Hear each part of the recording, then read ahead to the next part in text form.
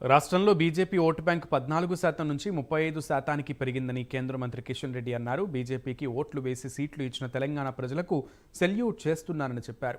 ఎన్నికల్లో బీజేపీ అద్భుత ఫలితాలు సాధించేందుకు కృషి చేసిన పార్టీ కార్యకర్తలకు అభినందనలు తెలియజేశారు. కేసీఆర్ నిరంకుశ నియంతృత్వ పాలనపై సుదీర్ఘ పోరాటం చేశామని అన్నారు.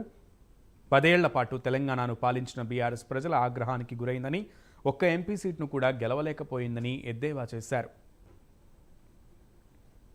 పార్టీ కార్యకర్తలందరూ గత 10 సంవత్సరాలుగా కేసీఆర్ కుటుంబ పాలనకు వ్యతిరేకంగా, కేసీఆర్ అహంకారపూరితమైనటువంటి పాలనకు వ్యతిరేకంగా భారతీయ జనతా పార్టీ కార్యకర్తలు నిరంతరమైనటువంటి పోరాటం కొనసాగించడం జరిగింది.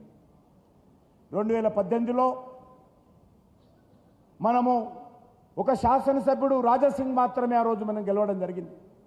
కానీ ఈరోజు నరేంద్ర మోడీ గారి నాయకత్వంలో పార్టీ కార్యకర్తల యొక్క శ్రమ కారణంగా, పోరాటం కారణంగా మరి 23లో జరిగినటువంటి ఎన్నికల్లో 8 స్థానాలు మనం గెలవడం జరిగింది. 7% ఓటు ఉన్నటువంటి 2018లో మన యొక్క ఓటింగ్ శాతము సుమారు 15%కి గత పార్లమెంట్ ఎన్నికల్లో మనం సాధించుకోవడం జరిగింది. మళ్ళీ